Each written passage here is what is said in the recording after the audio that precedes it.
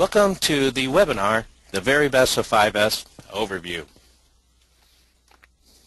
Today's agenda is we're going to cover the survey overview, just the high-level things that occurred during our 5S benchmarking survey.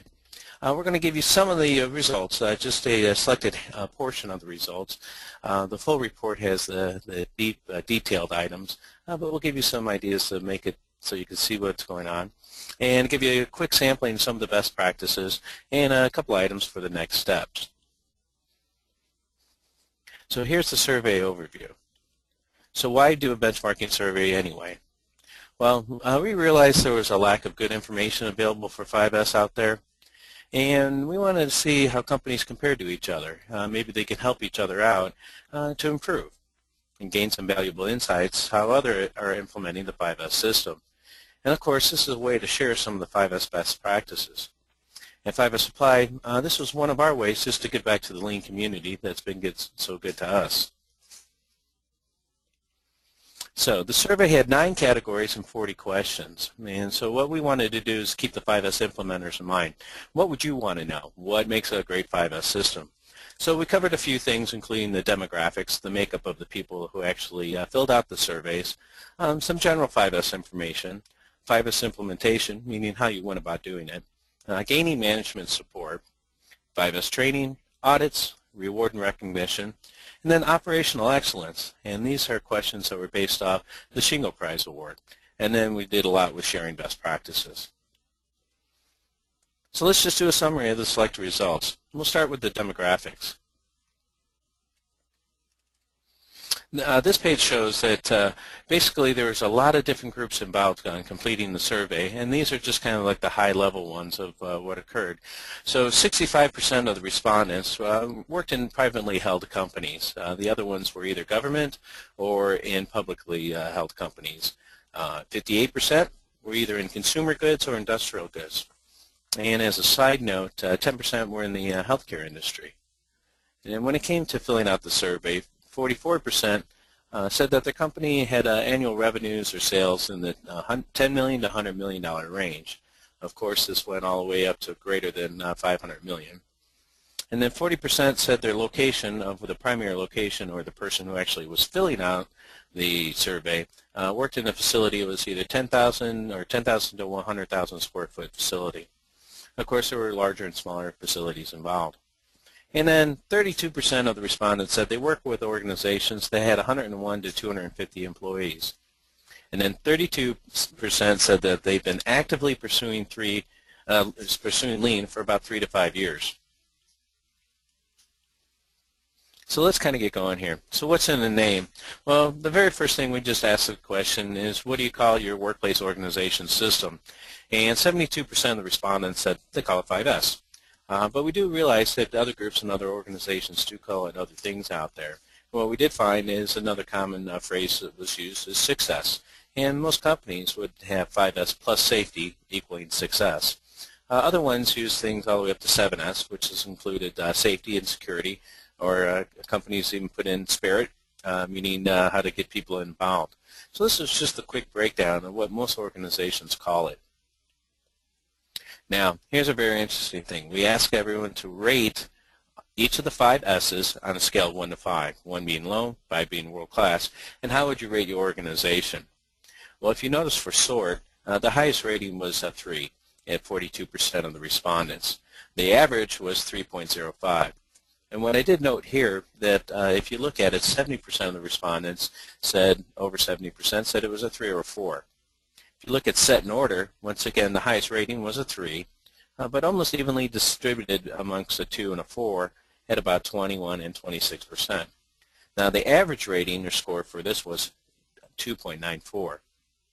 And then when we get to Shine, if you notice, the highest score was the number 3, but the percentage dropped down a little bit to 38%.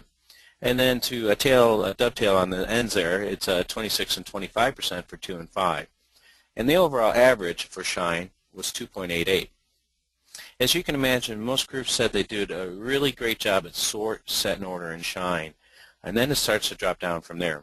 The 4th S, typically known as standardize, had the highest rating was a 3, followed by the number 2, with an average of 2.58. and then of course sustain, which most groups say that they had the hardest part sustaining, and that dropped down to the highest score was a 2, but also if you looked at most of the ratings were between 1 and a 3. The average for sustain was 2.34 on a scale of 5. Many companies always say we have a hard time sustaining, we can't sustain. So my piece of advice is go back and look at your standardized. If you didn't create the rules and you have people follow and enforce the rules, you probably won't get to a good level of sustain. So that's just a quick overall rating of the people that filled out the survey. Now let's go to the cooperation level. What we did is we asked, what's your initial cooperation overall from the employees, meaning when you first started, and then what's the current level of cooperation? And by the graph you can see that in the beginning most of the cooperation, once again on a scale of 1 to 5, 1 is low, 5 is high, was around the 2 to 3 range with an average of 2.6. The good news is the current level of cooperation amongst the groups has actually increased. They said that most of the people, they do get more cooperation with the people now that they have a 5S system implemented. And so the initial cooperation went from an average of 2.6 to a 3.2. Let's talk a little bit about the training methods that were used or deployed. Well, we noticed here that a large majority of the people use lecture and classroom as one of the main methods to start to train people on 5S. And of course doing the Learn, Do, or 5S events, meaning getting people directly involved. And then the third level, third highest, was using an in-house expert on 5S. Now for this particular question, we allowed the respondents to reply to more than one item. So you can see that the percentages wouldn't actually add up to 100%.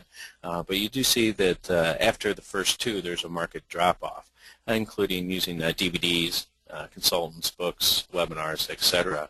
But one of the things I want to point out is a lot of times when they use the in-house expert, they also do create their own in-house training materials.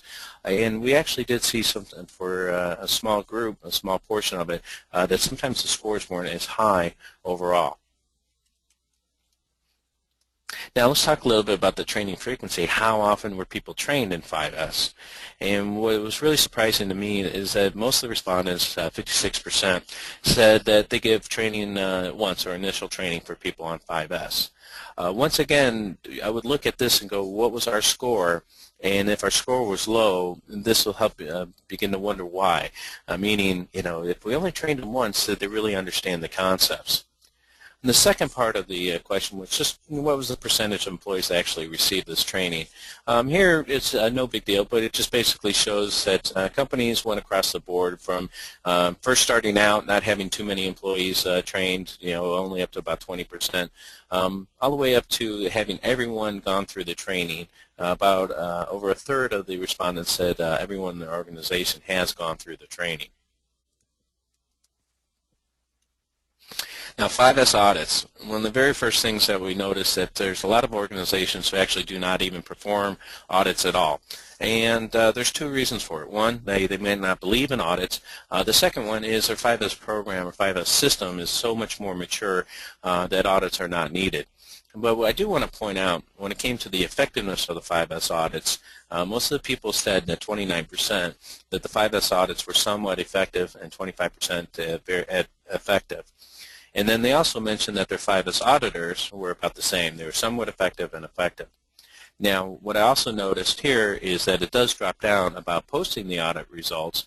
That posting it was only somewhat effective, and then follow-up is still at 25%, which was the highest percentage, was still only somewhat effective. So any group or organization that's going to use audits, 5S audits, is a way to track, monitor, and then improve their system.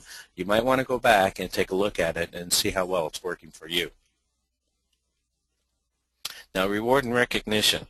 This is one of those things that I thought was very astounding, that less than 50% of the respondents said they even bothered to use reward and recognition. Once again, I would look at that and see how does that tie in with our overall 5S scores. Now, some organizations don't think that reward and recognition is necessary. Others put too much of an emphasis on a dollar type of reward and recognition. But it doesn't have to be that. It could be something as simple as recognizing the people for their efforts and all the good work that they did. So it was kind of amazing here that the majority of the respondents said that the reward and recognition program was only a little effective or somewhat effective. So there's a lot of improvement that could be done in this area.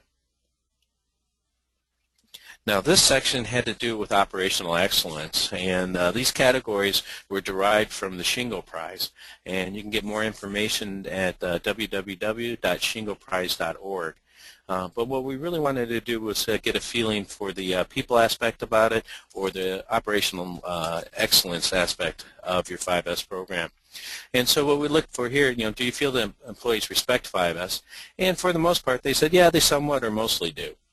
Now, does management listen and learn from employees regarding 5S? What we really notice here is it peaks at somewhat, 43%, and then drops off to a little and mostly on the sides there. And then the same thing, are employees more empowered as a result for 5S? So you notice that, yes, somewhat, they are somewhat empowered, more empowered because of 5S. Now, here's the thing about teamwork. Do employees work more cooperatively as a result of 5S? And once again, 37% of the respondents said, yes, somewhat. They are working more cooperatively. Now, this is the one I thought was a little interesting, kind of a side note here, is 5S made a noticeable contribution to your safety and healthy environment. And this is actually where the scores kind of dropped down. For most of the respondents, they said only a little. Now, the interesting part was, 5S, an original reason that 5S was instilled was to help create a safe work environment. But it's kind of interesting here that maybe they either can't tell that 5S has improved the safety, or that their 5S program hasn't actually changed the results of their safety initiatives. Now, this is the slide I think really should have the managers look at here, adding value and impact. So do employees feel that 5S adds value for their internal customers? And 34 and 33% somewhat or mostly. So they actually do feel that 5S adds value. Now, does 5S add value for external customers? The number one response was somewhat, meaning 32% said that, somewhat that 5S has value for external customers. Now, do the employees understand the impact of a good 5S system? And 33% said mostly, and 30% at somewhat. Now, do employees understand the overall impact of a poor 5S system? And if you notice that somewhat mostly the percentages were 29 and 28%, almost the same. So they kind of understand that, yeah, if you do have a poor system, they do understand what the impact of it can be. Now, do employees feel that 5S is a flavor of the month? This was a ringer because we wanted to make sure to see if they do feel it's a flavor of the month, you might have to kind of change how you communicate what 5S is about.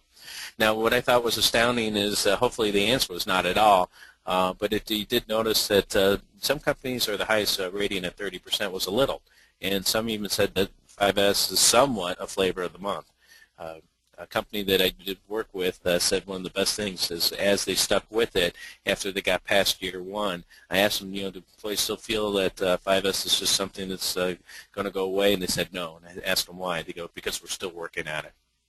Now, do employees understand that 5S is an important improvement system? Once again, it's nice to see that mostly they do think that 5S is part of an improvement system. Now, the impact of 5S, so once again, if we look at our most basic quality measure, or most basic lean measures of quality, cost, delivery, and then customer satisfaction and morale, what I really want to point out here is the 5S impact to the respondents, that most of the answers are either somewhat, mostly, or absolutely, that there is an impact on quality. 5S has an impact on cost, delivery, service, customer satisfaction, and morale and empowerment. So once again, this is a slide that's worth sharing with management or supervisors or anyone that might be resisting a 5S system. Some other impacts of 5S, one of the few things here, have safety incidents been reduced? Now, this was somewhat where they go, yes, somewhat or mostly, but this is a little bit different from the other slide where they said, well, they don't think it really had a big impact. But in this slide, they're saying, yeah, it has some type of impact. Has employee morale improved? And once again, they said yes, somewhat or mostly has improved because of doing 5S. Do employees feel that there's a benefit to performing 5S? Once again, somewhat or mostly. So that's a good sign that at least it's on the positive end. Has teamwork improved because of 5S? Once again, somewhat or mostly. And has communication improved? Once again, is that somewhat communication is improved because of 5S. And discipline. Now, one of the things I think people kind of miss at the point of 5S, 5S is not just cleaning up, or it's not just getting things organized.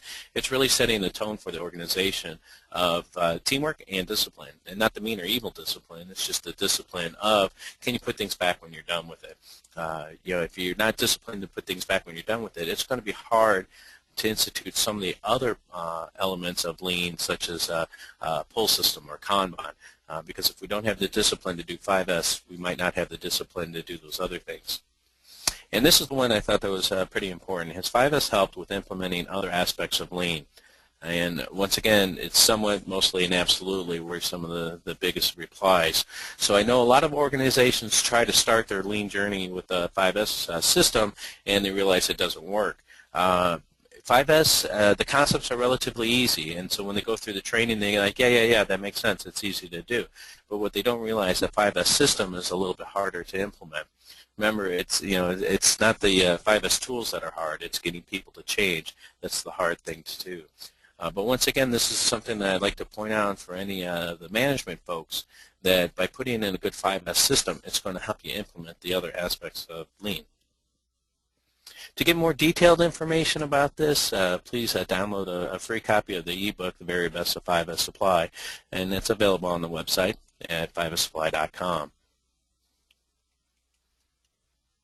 So let's get just a quick little sampling of some of the best practices, or yokoten, which is just a Japanese word that means across everywhere, or best practice sharing. What I really liked about the survey itself is we culled through, and we got over 50 great best practices, and what we did is we organized and grouped them into teams, training, reward and recognition, supplies, and audits. And here's a small, and I'll say unfiltered sampling, meaning we tried not to change the words of the people that filled it in from the survey. So just a couple of, like I said, just a sampling of some of the best practices here for teams or teamworks. I like this one. They said, hey, make sure you have a maintenance person on the team, and absolutely, because a lot of times 5S is the first chance we get to go in and help fix things sometimes.